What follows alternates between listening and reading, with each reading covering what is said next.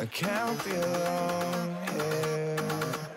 I can't be the only one who feels like I'm going nowhere.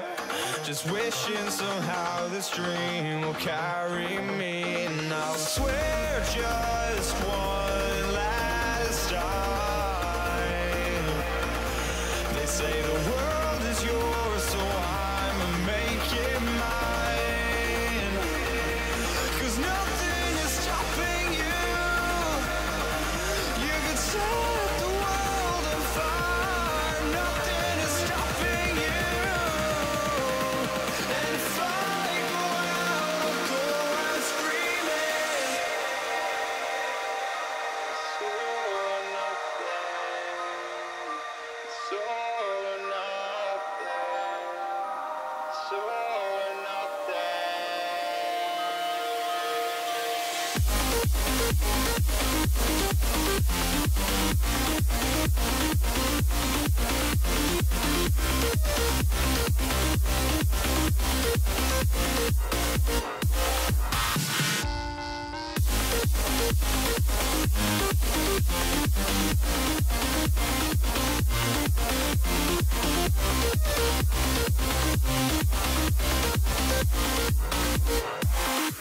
Cause nothing is stopping you.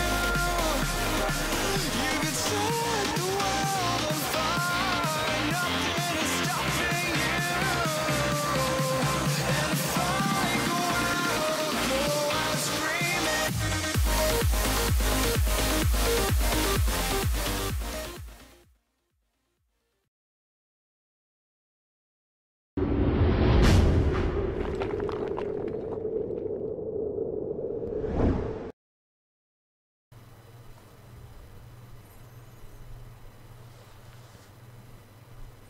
You're listening to the We Talk Nerd podcast, the podcast about gaming, movies, and everything nerd. I'm your host, Brandon, I'm Andrew.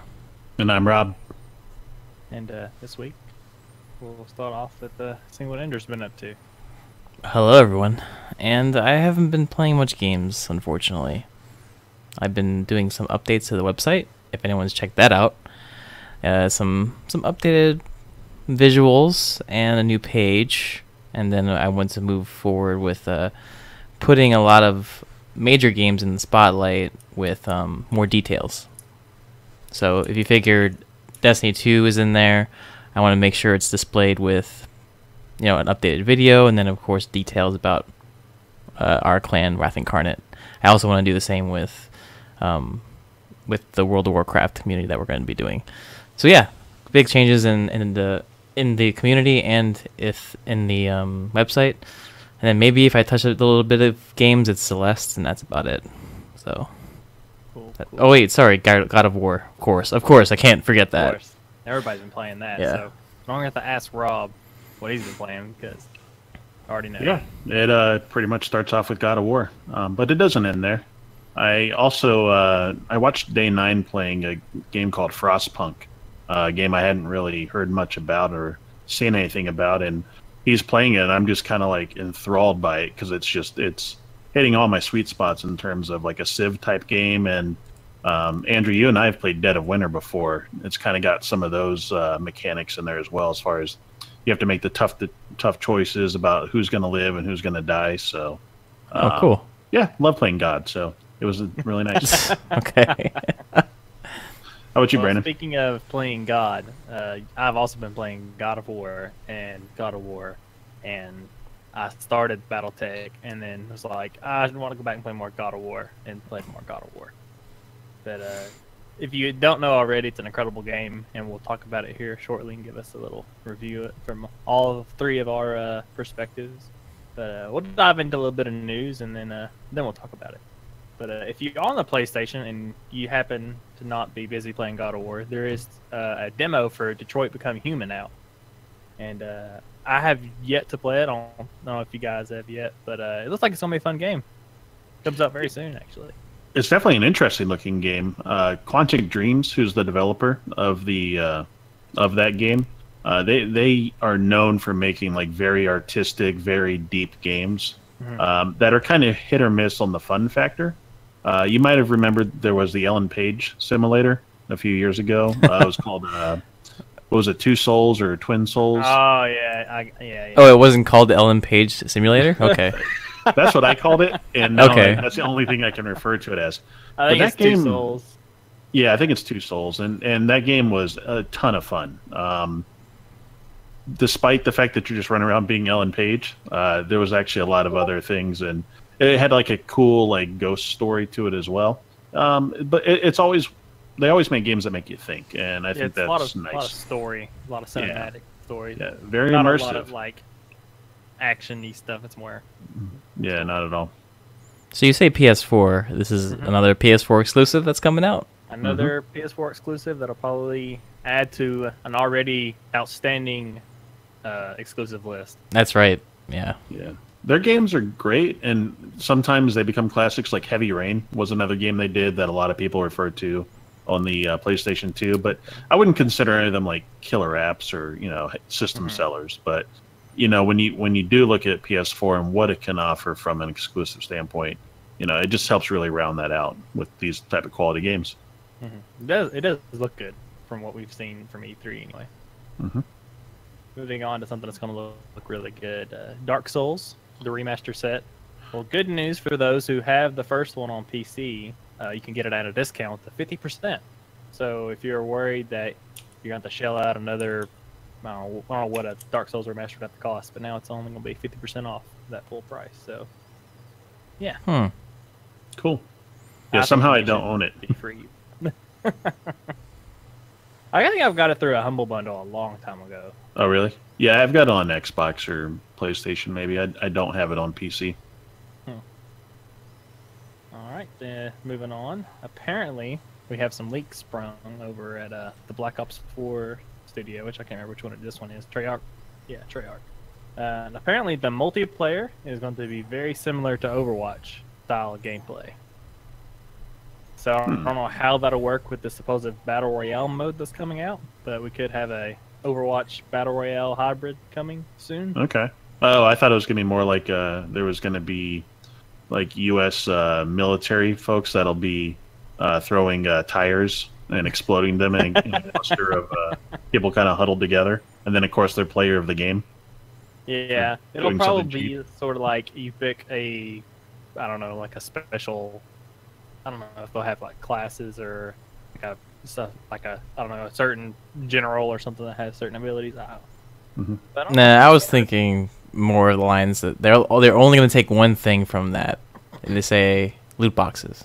Okay, Yeah, that's could be it. that. It's going to be like Overwatch where it just has loot boxes. Okay, great. Could be like that. I don't know how I feel about that. I like the Call of Duty where you get to progress and unlock attachments and stuff instead of just. Oh, don't get me wrong. Overwatch is fun, but in the realm of what I want Call of Duty to be, I don't know if I want Call of Duty to be Overwatch. But The problem with that is you end up with the matchmaking and making sure people that are of the similar levels are paired up against each other. And in Overwatch, because everything is so kind of flattened out, no one's got a better gun than anybody else that's got them, doing so much better. So it's pretty easy to rate players against, all the other players in Overwatch. I think when you start having this customization and progression, it can get a little tricky.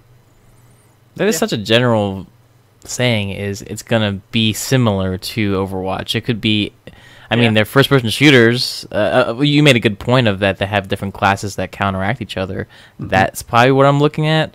But maybe they're looking at actual maps and then how they have individual goals and objectives.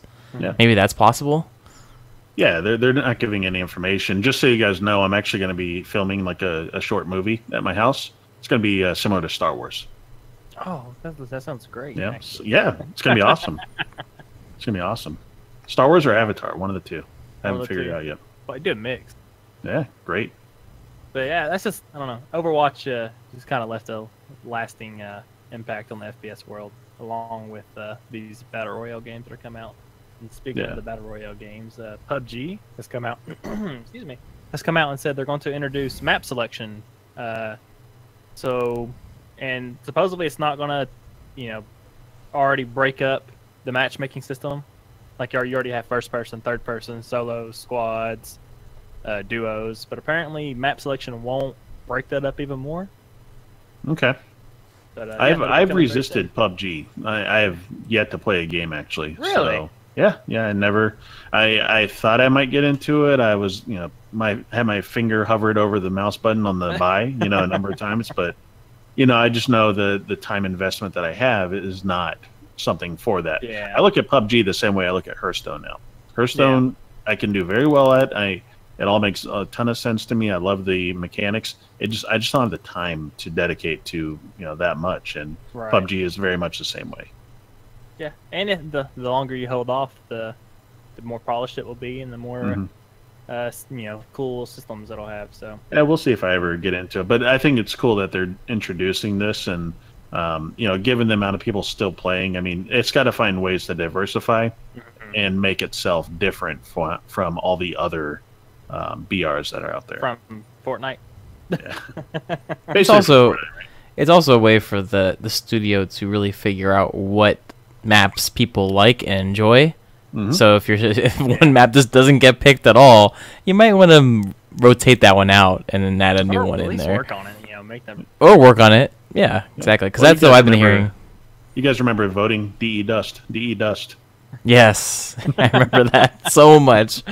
Or even the StarCraft days are just like ban that one. I hate that map. It's good though. Well, speaking of old days, tell us, Rob, about this company of old. This company of old. So years and years ago, there was a company that made video games, and then they stopped making video games and just started making stacks of cash. This is Valve. And I was thinking Valve- Rare. I don't know why. Rare hasn't been making tons of money. But No, that's Valve what certainly has. So obviously, Valve, curators of the Steam platform and takers of 20% of all purchases. And non-makers of games. And non-makers of games. They used to make games. They used to. And they made great games. But now what they're doing is they're actually getting back into making games. Not that they themselves are making the games. They're acquiring studios that are already making games. Right. Okay. But that's good. Publishing games is always a good thing, because you don't want just, one platform to have, a complete monopoly on, who's going to be bringing out a game. These could very easily have been an Xbox or PS4 exclusive. So by it being on PC, at least it's got better chances of being seen. That's so true. They acquired Firewatch developer Camposanto. Did you guys play Firewatch? I haven't, but it looks really like the scenery and stuff looks very nice. Yeah. Heard a lot of good things. It's one of those walking simulators where a lot of things to look at. You can kind of get lost in the world. It was very innovative for its art style, and they're creating a new game called In the Valley of the Gods, and it's like an Egyptian pyramid exploring game, and it looks really cool. If you haven't watched the video on it yet, it's worth your time to take a look at it. So Valve, that'll be one of Valve's first published games coming out, which is, people were kind of hype about the game because it does look really cool. In addition to that, the other game is Artifact, which is a digital card game from the creator of Magic the Gathering, right? So that's their two games that I know of so far. Yeah, I think they've come out very recently and said Valve is going to start making games. Mm-hmm. So that'd be good. Confirmed. Third game, Third game? HL3. Every time you say it, it gets delayed another year. Right. I mean, so they're going to acquire. Let's say this keeps going. They're going to acquire these studios. At least they're going to curate it, and they're going to help that developer with, of course, their loads of cash to produce a great game. And in this case, I have no doubt that these two games will be great games. Yeah. So Looking looking forward to it. Valve could turn into an EA in terms of having all these different developers pushing games out for them. So I'm interested to see what Valve does. Well, so probably 15 years ago or so, it used to be I shouldn't say every, Microsoft Studios was publishing a ton of great games for the PC. They had like Crimson Skies and just a number of Age of Empires. Just if you saw Microsoft Studios published game, you knew it was going to be quality. And really, that's been going away. Usually, what you get is some console game that's got a port for that, or you might have some exclusive PC, but they just don't really have the muscle behind it. That game that you were playing that you liked, the Deliverance, Kingdom Come Deliverance, with the proper publisher or maybe a little bit more time and money behind it, probably could have been a little bit more of a polished experience. So I'm just hoping this means higher quality games coming out, because the PC really could benefit from some good exclusive AAAs. Nice. For sure. It's good news. This is good news. Yeah. Speaking of the whole Microsoft and Xbox thing, there, Rob. Yeah. So What else broke? still some news coming in about this, but it looks like Xbox and Discord integration is going to be coming up soon. So they're making this easier for you to go from a party on your Xbox or already be in Discord and just immediately have chat between the two platforms. So they're going to link those up between the two. Looks like there's still some question about how it's all working out, and there is not a dedicated Discord Xbox app. But the fact that it works together means that's probably not too far behind. Yeah. I think the main function right now is friends list is, the friends you have on Steam and the friends you have on Xbox. You like, I think there's already like Battle.net integration, Facebook, Twitter, all that kind of stuff on Discord now. Yeah, well, they've got on Twitch Xbox too. So if you're if you're streaming, then it'll show on Discord from there. So Xbox too now. It just shows that Discord is kind of the way to go for voice communication. Skype is. It looks like Microsoft is kind of giving up on trying to push Skype and stuff. So that's good. Well, not for gamers. Like Skype for gamers is not something that's going to happen. But Skype is very much alive and haunting people in the development world, especially ones that use like Office products. Well, we know firsthand in our community that we've been developing even with the Discord APIs, so it is a great platform for any sort of gaming, and you want to integrate something into your community, which is of course your Discord server. It's just all that's just very easy to do, and Xbox is getting on board, and I assume they're just going to keep building on it. There was a quote to see how, give a little insight on how it works even more. Here's a quote from Microsoft. If you are playing Sea of Thieves on your Xbox, you can now choose to give your Discord friends the ability to see that and decide whether they want to hop on their Xbox and join you, right? So it is that friends list sort of thing. But I assume that they're going to move toward actually a button to where, okay, they're on Discord, they can just join your game, an actual in-game integration. So I can see that happening. One step forward. Yeah. Stuff. And now for the moment no one's been waiting for. No. Tell me what else is coming down the line. You gotta get the hype. You gotta get the hype up, because our community was the most. It was an uproar of hype for. You mean the our God of War community? I'm talking about Destiny 2. Let's just put it up front. Destiny 2 reveal stream that Bungie did on Tuesday. Right, our community was watching it. There's a lot of hype going on there, and I wanted to touch on some important subjects for the community, of course, but for the listeners, it's important if you're going to get into Destiny 2 to see what's happening in the game, and of course for existing players, if you're coming back, some really really cool stuff. I know we talked about it last week. Like, what did you guys want in Destiny 2? Well, you want more meaningful gameplay, more modes to play. Well, they revealed a new PvE game mode called Hive Escalation Protocol. It's basically an open world horde mode. So what do you think about that? Just that detail. What do you think about that? Its acronym is HEP. Great. Great. I'm glad you got that out of there. So I mean, you talked about the Division before. It's like, oh, it has the horde mode, that a wave and waves of ads. Well, if Destiny had something like that, and they saw maybe the positive outcome of that, they can bring it into Destiny 2, and that's what's happening in the new DLC. They displayed it. They showed the waves of ads coming in. The devs said it was hard end game content, so that kind of appeals to the people that, like me, wanting to get to the end game. Now, So is are this you- something is this- solo? go ahead. Am I going to have to group up to do this? You need to group up to do this. Yeah, You I was cannot gonna say, solo this. it sounds like a group thing. It sounds like another raid, more or less. Yeah. In terms of More or the less. you know An unending engagement, raid or something. or 7-wave raid. Oh, yeah. It's But- 7 waves, yeah. Yeah. So is the loot going to be end game loot? Did they show that, or is it just its high level loot?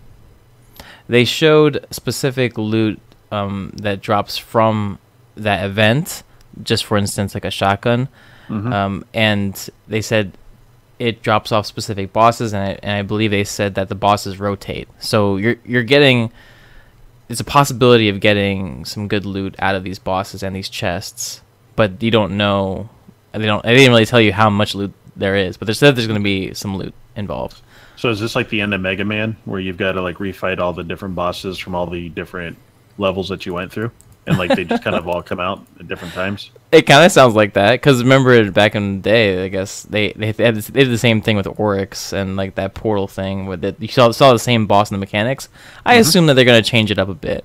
We only just saw a little bit. It was 7 waves. You know, they have loot drop at 3, 5, and 7 the waves, and then they had a boss for every wave.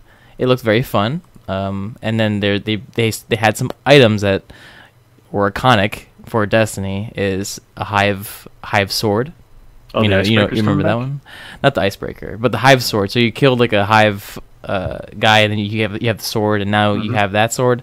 There's a new weapon, like a world weapon. You know the cannon.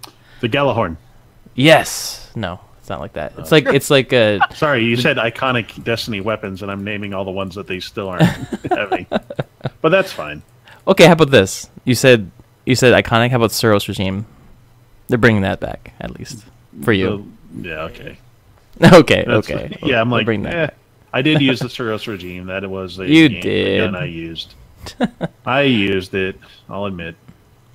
So then, of course, they went with introduction to Mars. Mars is going to be the place we're going to be. We're fighting some winter Well, hive. Mars isn't in the game currently, is it? It's not in the game But currently. it was in the first. It was in the first one. That's right. So we're going to visit a different place in it. Ooh. So, are we gonna take bets on how similar this one looks to the previous game? I say You could, but if just by the Mars looked stream, okay in the first one. I'm just thinking save some time and money. If You they want to could. put some content, just bring the moon back, right?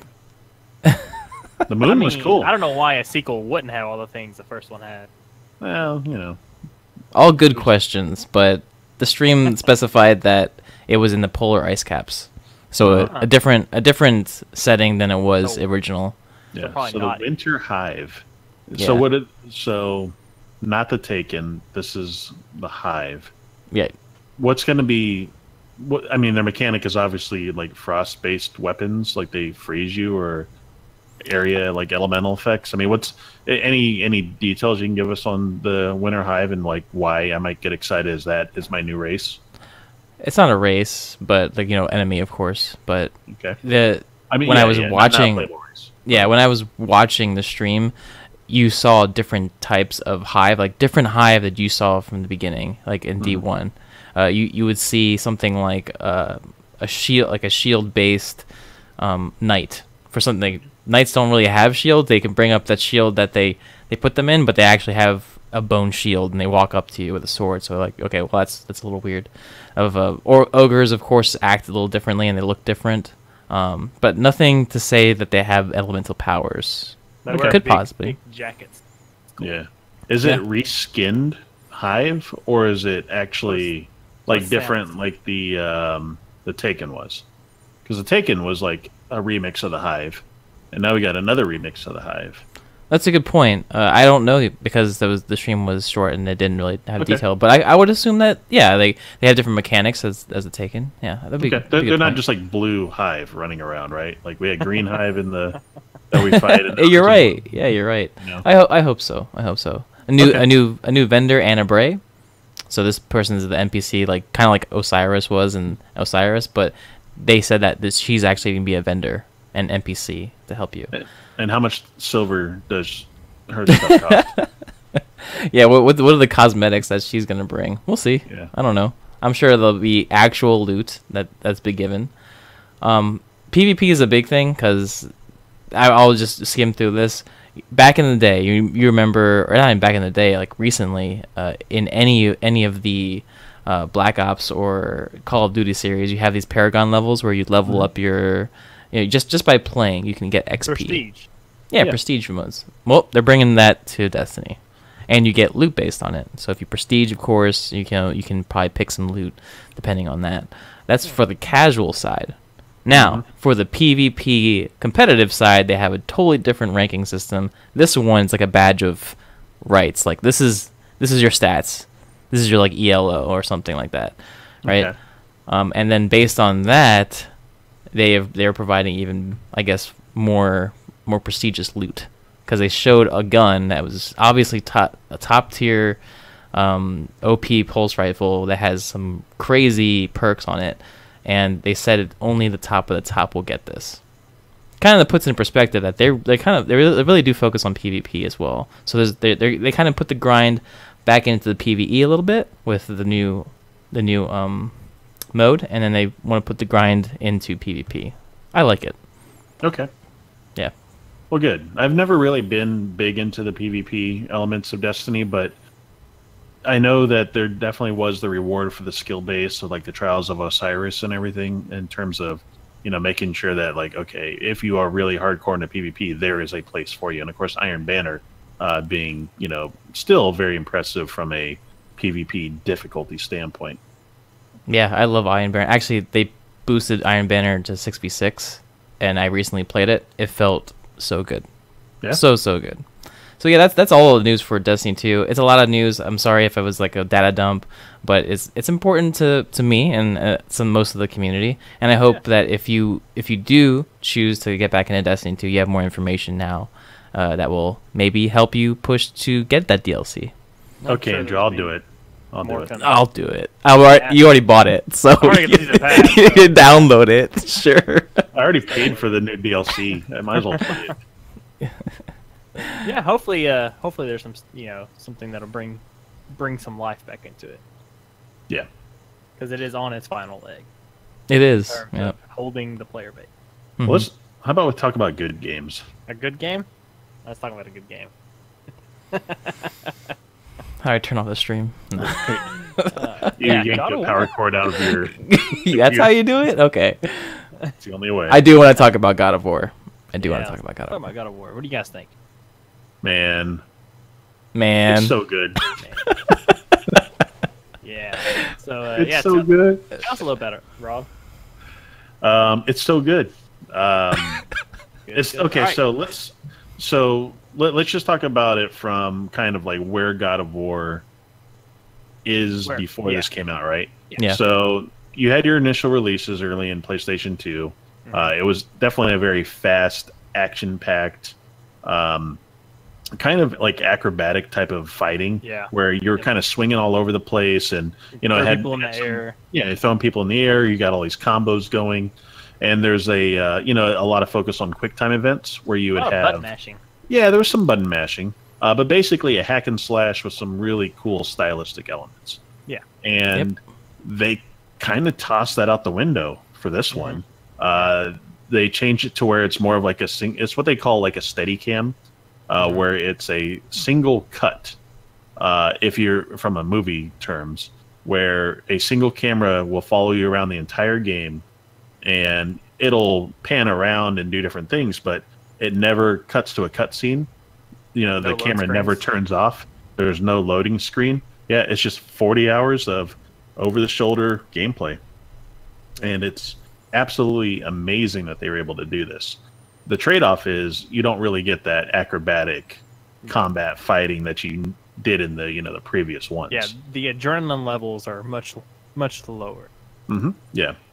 One cool change is that before you were in the kind of the Greek pantheon, fighting your way through all that stuff, and now you've gone north. You are up in the Norse area. People like Thor and Odin. Time to kill some more. Yeah, well, he starts off the game basically wanting to be left alone, and he's in the the woods in Odin's territory. So, of It's like course, a old Odin man- sees this as a Old man a Logan. front. Old man Kratos. kind of. Yeah, The beard, actually, the beard I is get very that. Yeah. They basically took it right off of Logan and put it on Kratos. Yeah. Good. It's a nice beard. And I should have started this off with the one word you're going to hear over and over. Boy. Boy. Yeah. Boy. Boy of War. You hear that a Yes. lot. You hear that all the damn time. I kind of want to see a Boy. count of how many times that's said. Someone's going to do it, and it's going to be like thousands. Yeah. I think Especially so. over 40 hours. So did you guys play any of the previous God of Wars? Yes. Yeah. Some. I've Okay. never. I think they've only ever finished one to completion. Mm. But yeah, I've played them off and on. Yeah. Of So, course, yeah. they came out when I was younger, and Mhm. if you know anything about the other God of War games, there's some very mature aspects to them at some point. Yeah, definitely. I played 1, 2, and 3, and a little bit of the Chains Ascension. of Olympus. Mhm. The Vita one is either the Vita or the PSP. one of PSP, the two. probably. Yeah. I think Yeah. I played that one too. And Yeah, I so- didn't get very far in that one. It was a little tough to play. Yeah, so I was thinking they have these slew of games, and they had all this action, acrobatics, and quick time, and big scenes and bosses and everything. Not to say that this one doesn't have it. I haven't gotten to that yet, but not as epic and like killing a god or something like that. So they had to move. I think they had to move away from that and make this change, which I was thinking, just from the first 2 hours, which I've only played, was very cinematic, very story built. Something that I think a lot of games are. You're seeing more of those games come out with, your Especially on Uncharted's. Yeah, with PlayStation, your Uncharted's, your Last of Us. Pulls a Yeah, lot from those two. Yeah. I Yeah. would say that this even has a little bit of a Dark Souls type of feel to it. Because The axe gameplay and the dodging and stuff. Oh yeah, definitely. exactly, you can't just run up to someone and just hack There's till no they're gone. button mashing in this one. Yeah, You'll get you have to destroyed. be. Yeah, you have to be very. I didn't really feel like such a strong God of War, but I was getting beat by like some of the weakest things. Because I'm used to playing the originals. Let me go in there and just start hacking everyone up, and they're flanking me and just dropping their axe right in my back. I mean, I'm like, what the hell's going on here? Yeah, This is, yeah. very different. Very Slow- different. It's the combat's slower, but it feels like when you hit something, it's a lot more impactful. Like Yeah. with an axe, yeah. Mhm. Like with the swords, you're slinging them around, they're flying. But the axe, you can feel the hit. Yeah, that Leviathan axe. And they actually start off the game where you cut down a tree with the Leviathan axe. And, your controller's rumbling and the bass is shaking depending upon your home theater setup if you got one. It's meant to just say, like, look, this is this is like a punch in the jaw every Yeah. time this thing happens. So some people like for new players, and maybe for me that hasn't got into it more in depth, is the Leviathan axe will be your only weapon? Question mark. Kind of spoilery. Yeah, Or we shouldn't talk. Well, I mean, by saying that, we kind of. okay. Let's just well, say God of War has always been about. You get Different God of War weapons. has an arsenal of different.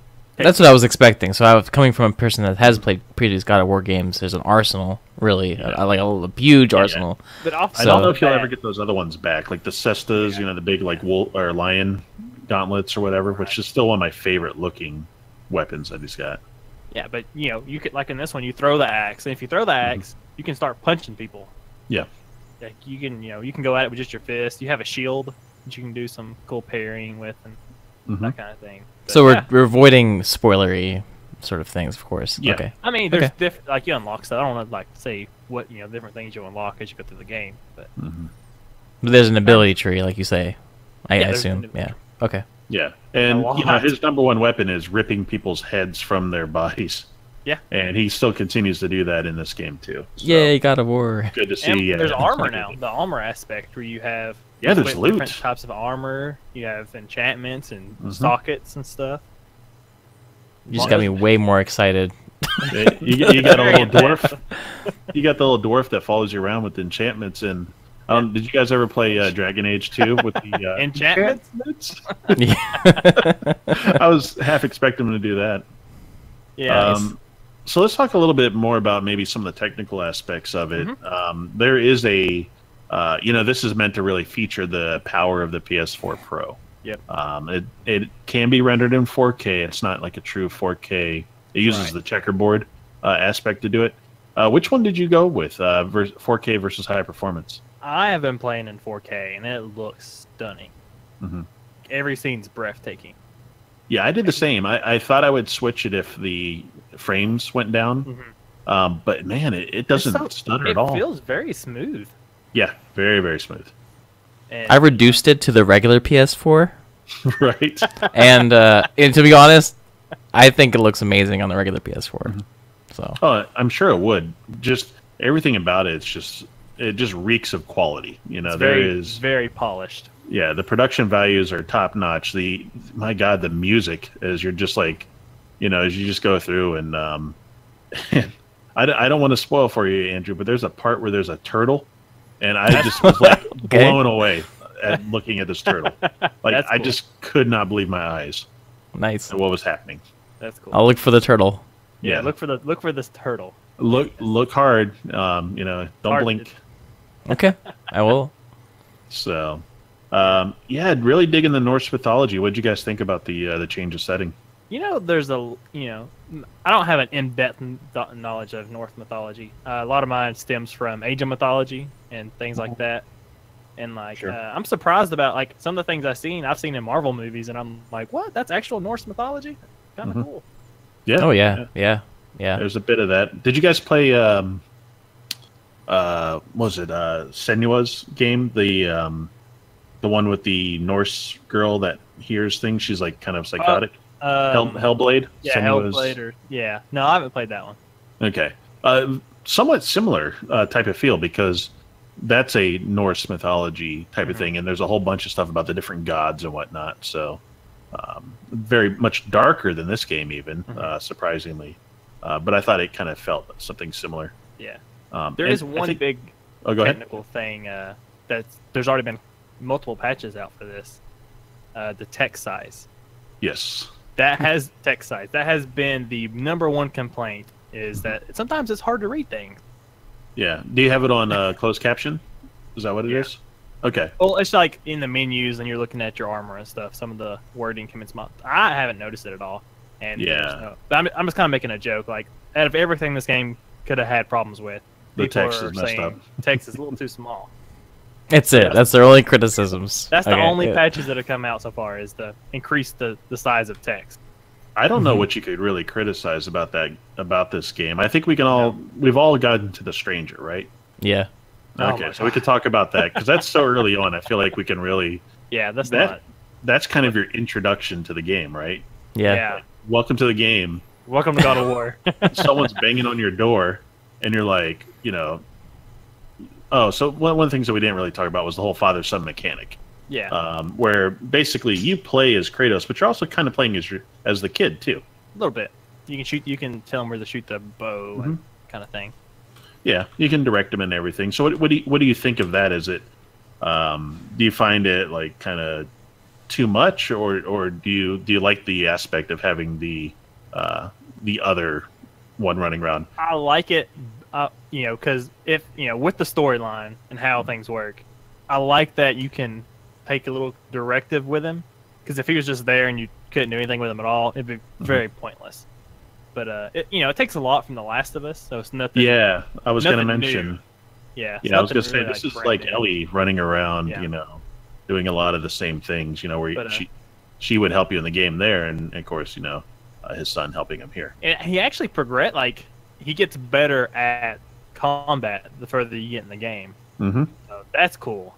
And he has his own skill tree you can go down and improve on, as Yeah. well as Man. Kratos' skill I need to tree. play this. I need to play more of this game right now. Yeah. Well, not only that, he's the reason I have beaten most of the tougher enemies. Where Yeah, I've this big lumbering troll comes out. I'm like, all right, troll, time to die, and I run up and get just demolished. smacks So you you- with the thing. Yeah, and you can be like one shot from some of these things, Yeah. but you balance it out with him kind of distracting him, Yeah, jumping on the back and he'll actually choking. yell at you. He'd be like, "Hey, move! Watch Yeah. out! There's something behind you." Exactly. Yeah. So it feels a little more interactive, I think, than even Last of Us, which Yeah. Yeah. was really interactive. So, yeah, amazing game. You don't need us to tell you that you should go play it. I'm going to give it a 10 out of 10, game of the year, Yeah. easily. I feel the same Wow. way, 10 out of 10. I think it's very early, but it's probably going to be game of the year. Yeah, 10 out of 10. This game's perfect. Yeah, this reminds me so much of how much I enjoyed Horizon Zero Dawn, which is another game I would have given a 10 out of 10 to. Sorry, Andrew, didn't mean to cut you So off. you guys have beaten it? Then. No, I'm many hours into it, Okay, but I haven't beaten it. gotcha. But, the story, to me, this game is much more emotional than the previous entries. And like, if you know the story of the other one, kind of when you first start off, you're kind of like, there's moments where you're like taken aback, you're like, wow, Kratos has feelings. Yeah. Does he? Yeah. Yeah, I'm gonna give. I'm not beating it, and I am not going to. I'm sorry, Andrew, I keep cutting you off. Yeah. It's going to take a while before I beat this game, but I can tell you, just because of so often my game experience is kind of shortened, just from what I've experienced so far is why I'm giving it a 10 out of 10. It's just the amount of fun and enjoyment, just what I've had already. Yeah, I'm gonna give the Stranger Fight 10 out of 10 because that's all I've done. So Stranger Fight is fun. God, that fight's so good. It And kind of every goes time from he kept getting 0 to back up. 100 very fast. oh yeah. Yeah, it's like Dragon Ball. It's It is just, like I Dragon think that's Ball. what you said. He's just. I love when you're just like you got the guy on the tree, and then you're just like running him through the Running through through the rocks. like the mountain. You literally running through a mountain. Yeah, it's amazing. This game is so good. Yeah. Even if it was a 20-minute game and all you did was he was the last boss, it would be worth it. Nice. Yeah, he fought him like 3 times. Crazy. Yeah, Very fun. Very fun. and he'll be back. He'll be back. Clearly. Yeah, because he just kind of falls off into the ravine. Yeah, I haven't where'd actually he go? got into another fight where it's felt like that, and I'm kind of looking forward to another fight that feels that way. So yeah. Yeah, mainly it's been fighting the trolls or whatever, and the trolls they're just so overpowered. It's, Have you fought the ancients, like the rock people? Mhm. Like they don't take any damage. Like you have to hit them in the chest when they're shooting lasers at you. Lasers. Right? Yeah, What's going on? yeah. This game's sick. It's great. So it goes to space. Okay, There's a great. lot of different enemy types, and they each have like their own like vulnerabilities and strength. Yeah, I've been seeing that too. Yeah, you have to fight everybody a different way. So I'll tell you one reason why I haven't been getting as far as I was hoping to in God of War is another game that was released this week. And I tell you, what a week to pick to release your game. Yeah, I agree. Good week for gamers. Yeah, good week for gamers, terrible week for any competition. Sales, terrible for sales. Yeah, but this one's getting a lot of love. It's called Frostpunk. Mhm. And if you've played the game, this War of Mine, which they basically give away for free nowadays, that's the same people that made that. And I would say this is a survival Civ game. It's essentially a city builder. I've heard more people maybe contribute to something like a Sim City. Yeah, SimCity definitely goes in there. There was another one, Banished was another game that people kind of drew some correlations to. I don't play that many city builders, so for me this was kind of unique getting back into it.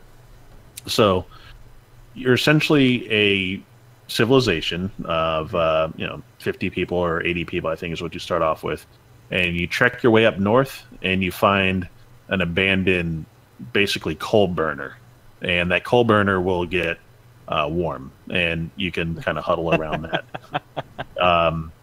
The earth has gone totally frozen, just not taking care of the environment and everything. It kind of shows like some of the effects that came from that. Global cooling, which is actually the real concern about global warming. So anyway, so you go up to like the North Pole or something, and you find this thing, and there's some area around that you can start collecting resources and get started building the game. And it starts off very basic. Go collect wood, go collect coal, go collect steel.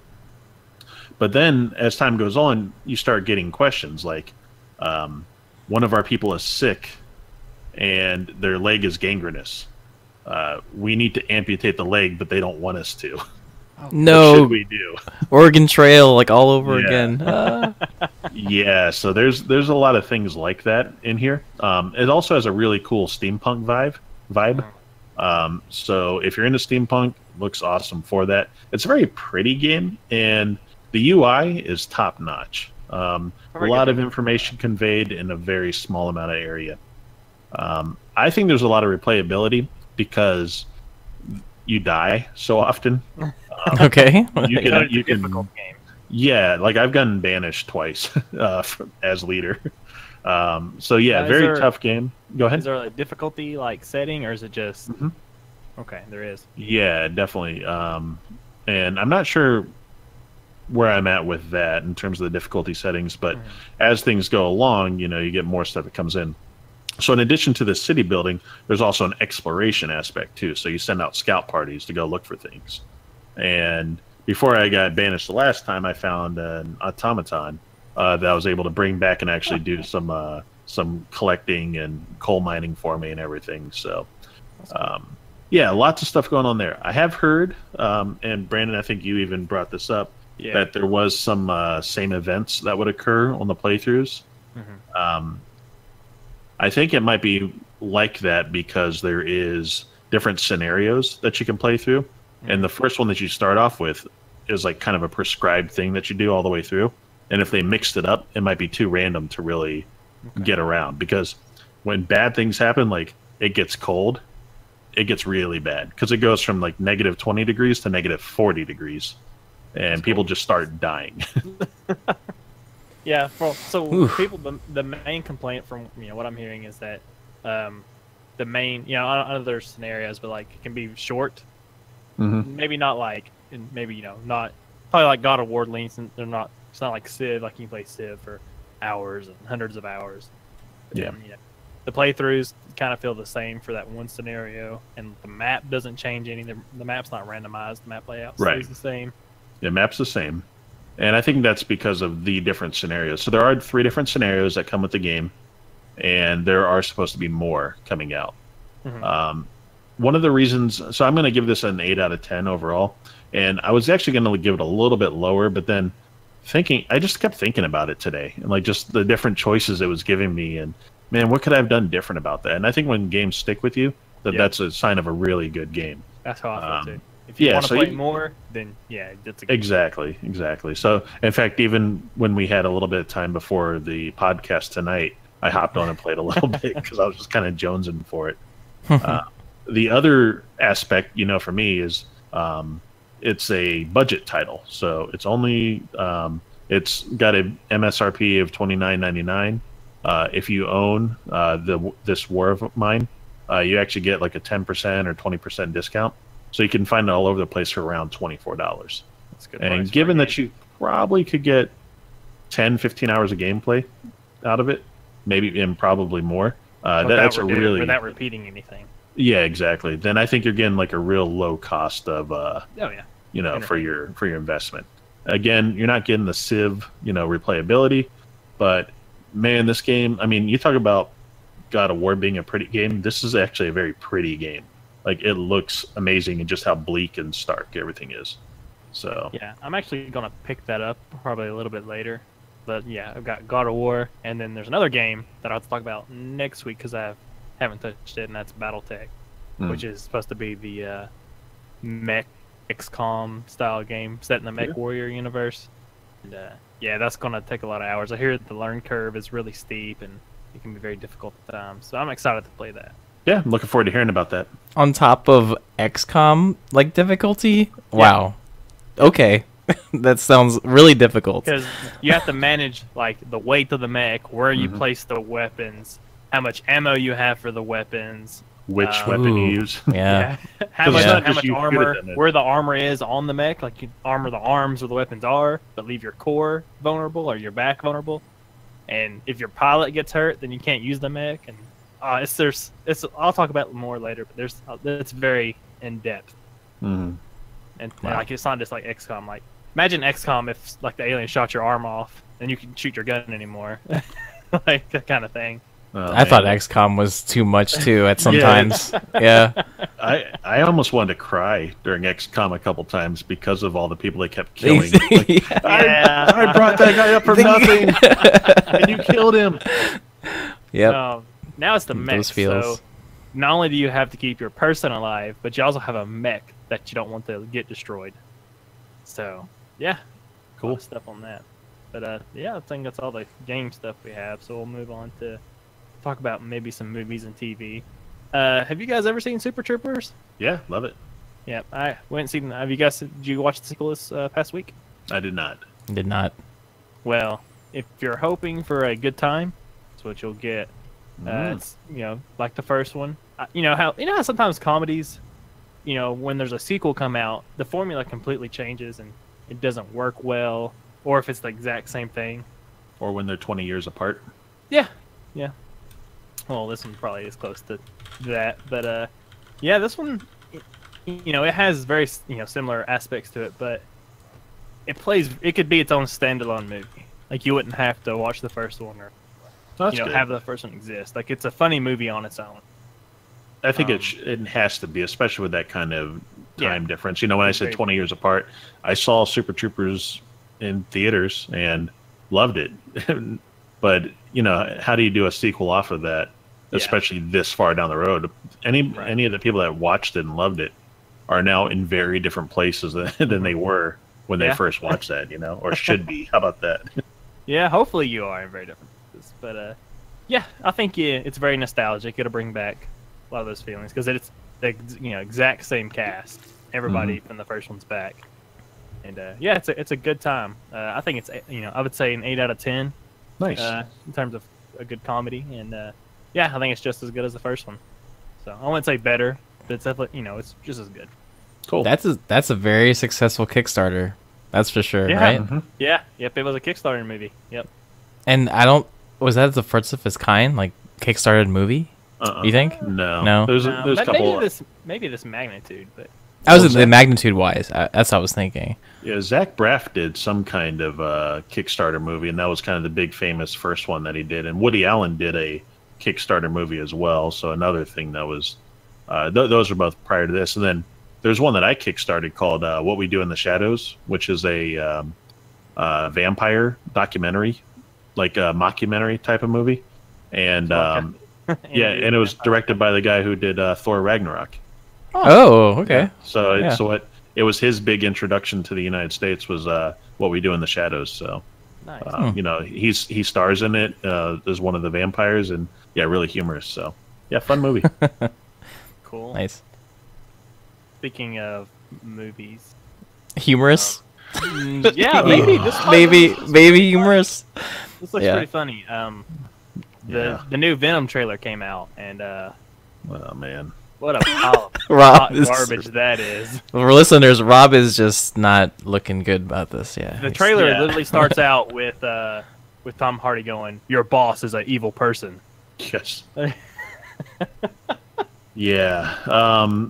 If you love seeing CGI black goo get thrown everywhere and then come immediately back to them, then this will be the movie for you. Yeah. So if this is what Spider-Man would look like if he didn't sling webs and it was goo instead. I don't even know what he looks like. And they're like, he's supposed to look like he does in the comic, but he looks like he's just like kind of like a black like Spider-Man. a black garbage bag that they put over someone's head and then it painted looks- eyes on it. We actually get to see Venom this time, and it looks Yes. bad. Yeah. It looks bad. terrible. It looks It's really the bad. worst looking so Venom. bad. Spider-Man 3 Venom looked Awful. awful, but it's much better than this one. I don't even know. I tell you what, I'm checked out on this. I don't think I'll go watch it. I don't think there's anything that's going to pull me into it. And I like Tom Hardy in a lot of movies, but he needs to stay out of these comic movies. Yeah, he hasn't had a good movie. From that terrible Bane voice that he did. And I mean, I couldn't even take the movie seriously watching that with him and his stupid voice. And this whole, We Are Venom scene. Man, his accent in this trailer, and I guess the whole movie, is just, yeah, the We Are Venom scene where he actually turns into Venom, I guarantee you will be the very last scene of the movie. Oh, easily. Well, yeah. Although when Amazing Spider-Man 2, when the trailer for it came out, it showed the fight with Rhino, which was the very last scene of Amazing Spider-Man 2. It was in the trailer. And I Do we know who the guarantee you- director is? I'm not sure. Okay, I just don't care. Never mind. Okay, yeah, I that's exactly what I was looking at because I was running some redeeming quality to maybe he did have a good film that he directed, and it is Ruben Fletcher, Okay. and it's What's Ruben Fletcher Zombieland, Gangster Squad. I've never heard of these ones, but 30 Minutes or Less and Two Night Stand. No, dude, he did Oh, no. Zombieland? He did Zombieland. He directed Zombieland. Zombieland was a great movie. Okay. Yeah, Maybe that's- Yeah, it's redeeming. Zombieland is with if it's what I'm thinking of with Woody Harrelson Yeah, and it is. Bill Murray and all. Oh man, that's a fantastic movie. Yeah, That's I it think right there. Sony has kind of muddied this one up. Yeah, there's a less studio intervention. It looks like. Hmm. Yeah. So- Okay. I wouldn't So say for that I us- liked his action scenes or anything from Zombieland. Like nothing about that movie said, "Oh, this guy needs to do some comic direction." Guy But needs a new Venom. yeah, this guy needs to do Venom. Which Zombieland was a comedy. Yeah. So this one, Uh, this is more serious, This like is very supposed to be serious. this is supposed to be a very serious, dark. I Right. hope it doesn't turn Anti-hero. into like a dark comedy. Just We yeah, noticed he's the in San trailer doesn't- Francisco, so I can give a little bit of context for this too. So if you notice, he's in San Francisco, not in New York, and he is Spider-Man's villain, right? So Spider-Man's in New York. You think Yeah, Venom Spider-Man. should be in New York. This is from a classic storyline called Lethal Protector that came out in the kind of mid 90s, probably 94, 95, where Venom, believing that Spider-Man was dead, went to the West Coast and tried to save lives over there. Essentially what happens is he's just too brutal and doesn't know how to play nice around people. He ended up killing a lot of the people he was trying to protect. So it was kind of a dark, kind of goofy Anti-hero take sort of on him. Yeah, an anti-hero type of thing. I was pretty checked out on that. It was not a great series. I'm not looking forward to anything about this movie. I hope I'm proven wrong, but Yeah. nothing about it looks good to me. No. What's something good coming out though, or something that Let's sounds change the subject. In 2020, you can watch the Witcher series, which we hope is going to be great. Oh, they showed some stills from that, didn't they? Yeah. I don't know. I didn't see them if they have, but in 2020 we'll get 8 episodes of Witcher good on Netflix. I just Oh, realized good. I spelled it wrong in our notes, but yes, Witcher, not Wither. But speaking of Netflix series, do you want to talk about this and give a little bit review of it, Rob?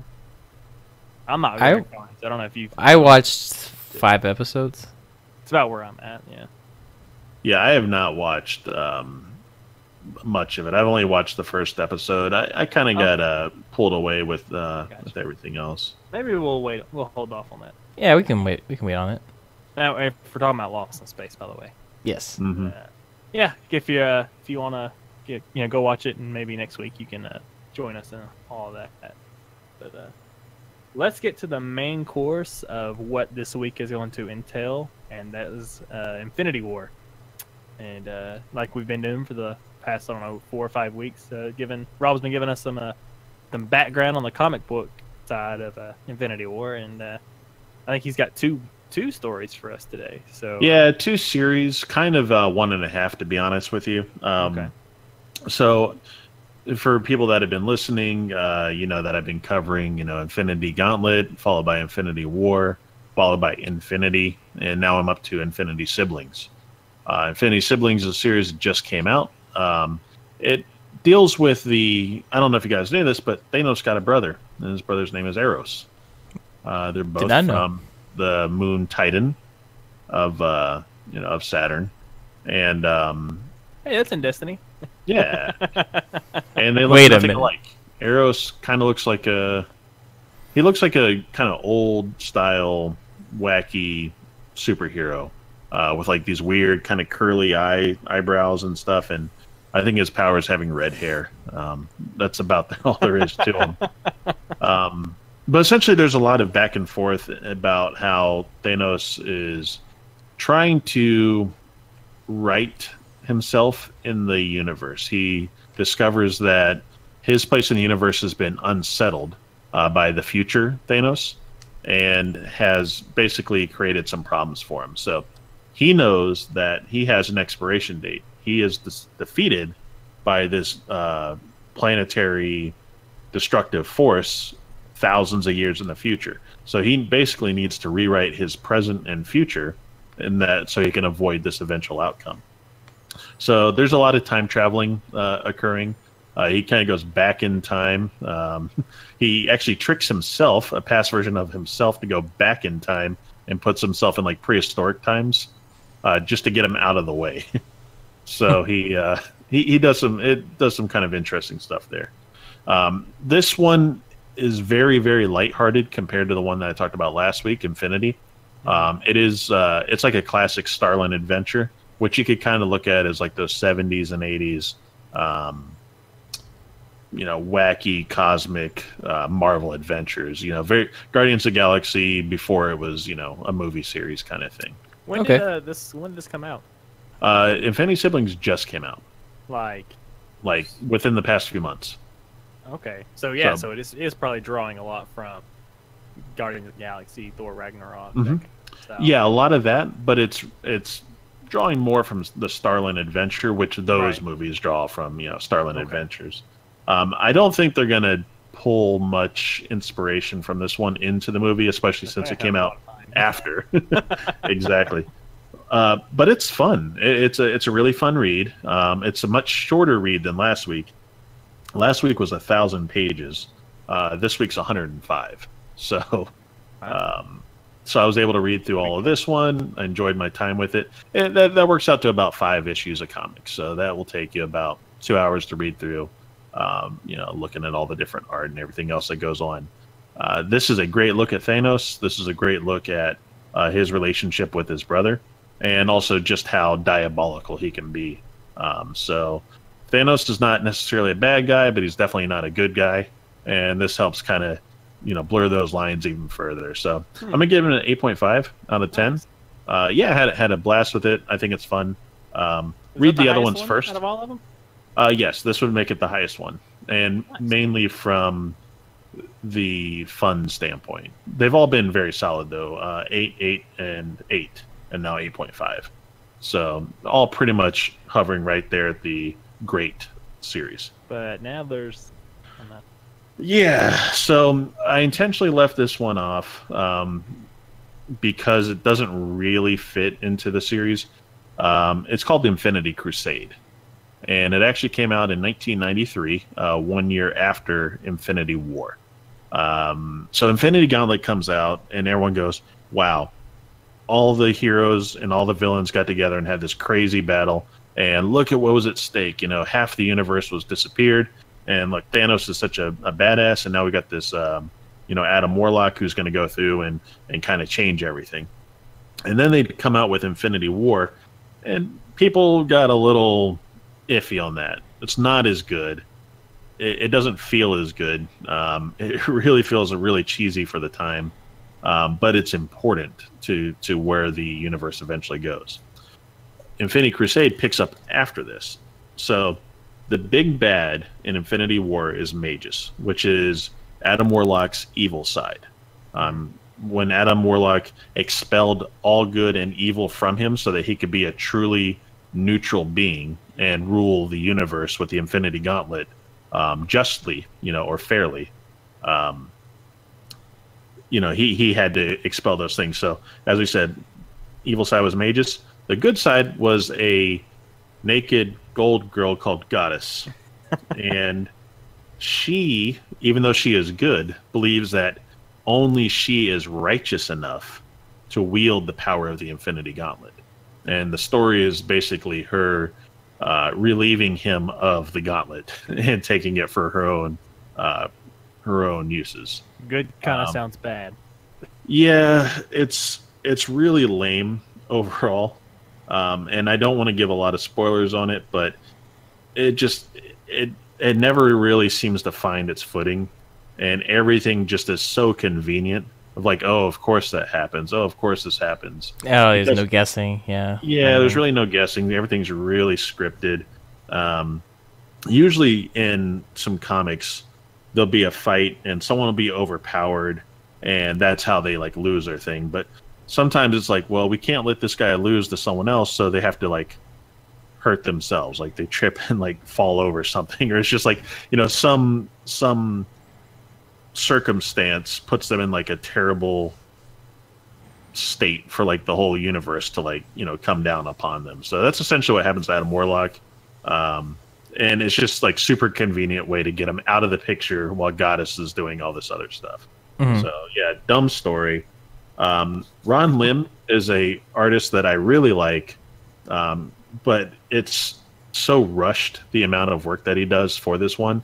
Everything looks really corny, really cartoony, and it looks like he's really cribbing off of what they call the Image comic style.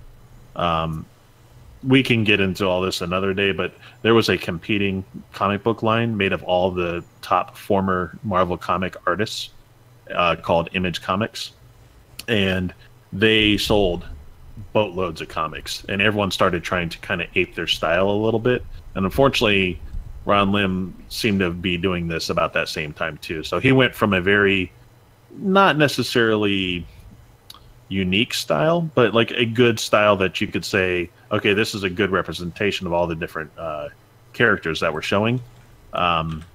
He went a little more like extreme with everybody's look. So, you know, being the 90s, extreme superheroes, it was really tough to read. It hurt my eyes, to be honest. If you want to see good Ron Lim art, you can see his run on Silver Surfer. Looks absolutely amazing.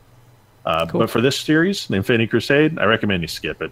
I'll give it a 5 out of 10 overall, just because it is, you know, your heroes that you love, and there is a lot of things to see, but this is why it took 20-something years for them to go back to Infinity. This killed it. Yeah, this killed it. So, you know, be aware. So with that, I'd like to say, you know, thanks, Rob, for reading all these, giving us the lowdown on all of the lore behind it. That's been about 4 or 5 weeks in a row. Up the series, so it leads up to this. I honestly recommend, if you want to kind of get into the lore behind it, which is I'm way more educated going into the movie now, is go back into the podcast, you know, listen just to Rob's summaries and get more educated about it. So Rob, being our resident expert, what do you which story or which elements do you think we'll see in this film? So I really think we're going to see elements of Infinity Gauntlet. Obviously, the Gauntlet itself just being so iconic. Right. So we'll see the stones kind of come together there. I think the aspect of all the heroes coming together is going to be kind of interesting. So if this follows that series, then I think you'll see Doctor Strange kind of rallying Earth's heroes together to fight back against Thanos. Now, what's going to be very different is that you've got Spider-Man's involvement with the Iron Spider outfit and some of the world-destroying stuff that's going on. That never happened in Infinity Gauntlet. They fought in space. So I think this is going to be more like Infinity and Infinity War, where things were brought to Earth. And because things are going to be happening on Earth, you got a little bit more of the aspects that you'll see from War. We do have some space heroes, though. Yes. We got Thor, we got our Guardians of the Galaxy. Mm-hmm. So. Yeah, Guardians of the Galaxy weren't even around in that way, but Drax certainly was, and that's back when Drax looked very different than he does now. No cool red tattoos. He had a purple swimmer's cap and a cape. That is different. And giant green muscles. So he was just kind of he was basically Cosmic Hulk at the time. So if we're thinking Infinity Gauntlet is going to be our story, what do you think about, because we're going to have a sequel next year to this Avengers movie. Do you think it'll probably follow Infinity War as the sequel, or do you think Marvel? I think it's different? Yeah, I think that's fair. I think what you'll see is that this one will probably be most likely Infinity Gauntlet with bits of Infinity War and Infinity, and I believe the next one will actually be Infinity, where they'll have more of the Kree and Skrull wars that are going on. Warlock, that kind of thing. Yeah, and I think that's when you might actually even lead up to Secret Invasion, which is another series in which heroes were replaced by Skrulls. So if you haven't heard of that, Wiki it. look it up on Wiki or Google it, and you'll read a little bit more about it. One great way to catch up on all this stuff too, we get nothing for this, but I have a subscription to Comixology's basically all you can eat series or service, and it's only like $6 a month, and you can read tons and tons of these comics, and a lot of these are available under that service. So if you're interested in picking them up, reading a bunch of background and getting more information about the Marvel universe, it's a great way to do it. Too bad it's not getting into that. It's a good plug. Yes. Yeah, if you want to sponsor us, Comixology, you just let us know. Let us know. We have. Oh yeah, we'll tell everyone all the time. We'll rename it Comixology Talk. So yeah, we're pretty far in time. You guys still want to do 20 questions or? Yeah, Yes. let's do it. Okay. It's my week. It's Andrew's week this week. Oh, never mind. Yeah, we can skip it. No, Hopefully it's not too hard. it's not hard. Okay. You guys so- should Yeah, get I did an easy one. So let's see. All right, let's go. Yeah, right. easy. But, Andrew didn't let us. Is it published by Naughty Dog? Is that a question? No. All right, let's narrow this thing down. Like always. Before the year 2010. Yes, before 2010. Is it after the year 2000? It is after the year 2000. Okay. Man, we always end up in this area, huh? Yeah, it's a lot of games in this area. A lot of great games. A lot of great games in here. So we got 10-year span. You want to cut maybe that in half? Yeah. Is this a exclusive? Or is it Can you be more multi-platform? specific? Yeah. What I'm basically saying is it multi-platform title or is it exclusive? It is a multi-platform title. Okay. Okay. Interesting. So lots of those. Maybe. I what think we platform? should. Yeah, maybe Well, platform won't really matter, right? Because we got the it's that's right. multi-platform. So maybe let's try to get maybe more of a year and then Yeah. maybe style a game. Was it before 2005? Before 2005. Okay. Okay. Okay. Is it a? Well, let's see. So think of something that was on probably OG Xbox, PS2, GameCube. Mhm. Yeah, tons of those type of series. So just trying to think if we should go with like an RPG or like maybe a fighting game.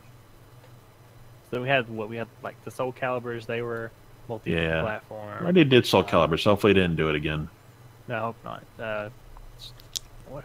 Change it. No. What else is multi-platform? Oh, there's so many things. So let's get genres. Probably help a lot. yeah. So we know it's 2000. So I mean, do we want to ask? Yeah. Do we want to do RPG or like open world? Like this is where the like sandbox world, like your Grand Theft Auto 3s and stuff That's first true. started coming But out. that On was exclusive PC to and PlayStation. Xbox. Was it on Yeah. PC? The guy, yeah, definitely was on PC, and actually not the CEO, but the lead of Xbox got a big tattoo of Grand Theft Auto commemorating it. I didn't know there was a Grand Theft Auto on OG Xbox. Yeah. I thought the first one was 4 on the 360. Nope, they did a re-release. So let's start talking about that then. So, would you consider this a open world style game, Andrew? Yes. Yes. Okay. Maybe Maybe we're onto something. Maybe we're onto something. But I say that there's a lot of wasn't there a lot of platformers that had like an open world kind of environment in this? Yeah, time period? definitely. Yeah. But if we're talking open world, that puts us in the, Later portion. probably more towards the later on. Open world. Probably not GameCube. GameCube, I don't think really had the probably power for a big open world game. Not really. No. So let's just ask: do you drive vehicles in this game? No. Okay. Well, that helps narrow it down quite a bit. So open world. I wonder. I don't know. You wouldn't. No. I wonder if you maybe. That's too specific. Let's try to. Maybe we need to ask if what kind of setting it's in. If it was Yeah, because it could be like Fantasy. space or fantasy or something like that. Yeah, I think Fantasy might be good because wouldn't that be putting us around like Morrowind probably? Yeah, we had those. We had a lot of games Yeah. like that. Okay, Yeah, so is it a go fantasy ahead. setting? It is a fantasy setting. Okay. Yeah. So maybe should maybe run- we are looking at Morrowind and Yeah, I should have brought that up too. They just re-released it for Xbox One with the 4K. Oh, did they? Yeah, Nice. Nice. it would be timely for him to bring that up. That would be very Uh, timely. Yeah, Andrew, would you consider this game an RPG? It is an RPG. Okay, we may actually be onto something here. So fantasy RPG, open world, OG. Yep. It was on Xbox and PC, so that would be very possible. Let's just so let's consider an RPG. Man, I think maybe we just go ahead and try to narrow it down there and see if that's Maybe it. ask about maybe I need to ask if it's maybe made by published by Bethesda. Is it a Bethesda game? It is a Bethesda game. Is it Morrowind? I still know what it is. You guys got it in 10 questions. My goodness. Wow. You guys really good. No, that's good. That was an easy one this week. Yeah, especially because I've been thinking about it. Because they just re-released it this week for Xbox One X, 4K. It is actually the best version of the game available. I don't know how many hours I pumped into this game on original OG Xbox. Oh. So many hours. This Hundreds. game, It's a very so large good. game, and it's very open. It's like very open, where Mm-hmm. there's not quest markers like Skyrim have, where you go here, go here, go here. It's kind of you had to interpret Yeah, yourself. this was a game that I really lost myself in for like hours at a time. I'd just be like, put on my headphones, start playing the game, and I was just gone. Like, Yep. the rest of the world just kind of faded away. The only other games I would say really did that for me was there was one called Free Space. It was a Wing Commander spiritual sequel. Mhm. That, Love Wing Commander. Yeah. Yeah, you could just go flying around for like, in space just forever. And you could choose to join, different factions and stuff. But yeah, great game, Andrew. Thanks for bringing that up. Nice. That's one that's certainly in my heart. Same for me. Same for Maybe me. we can get another Elder Scrolls here soon with maybe something in heart of Morrowind and One that's not MMO. no, it's not MMO. Yeah. True. I hope so. But Cool. all right, it's time for some plugs. So I like plugs. we link all over the Comicsology. place. Plug us Yeah, up. I like to plug Comicsology and Frostpunk. We do like to plug our community because without our community we would be not here. So we appreciate our community very much, and that is the PixelPub gaming community. You can visit our website, our official website, on pixelpubgaming.com. And I made some changes, like I said, mentioned before in the beginning of the episode. So check those out. Let me know how it is. You can tell us and give us feedback within the Discord, and there's a Discord link inside on the website. You can visit the We Talk Nerd podcast channel and talk to us if you like. Give us feedback, of course. We love it. We love likes. We like subscribes. We love just Cheers. ratings. Cheers. Listen. Yeah, everything. Everything. Ratings, Yep. Comments. Concerns. Yep. Concerns. Concerns. Discussions. Yeah, discussions. Yeah, obviously. And we would also like you to join many of our games we actually play, from Destiny 2 to World of Warcraft to, I believe we're getting a Rust server now. So thanks Nice. to Espresso Knight for that. And he's People still play that been... game? Yeah, people still play that game, and people are really excited about doing a lot of PvP related stuff in our community. So Don't they just go play this is Cool? stuff happening. This is stuff happening in our community. Join in.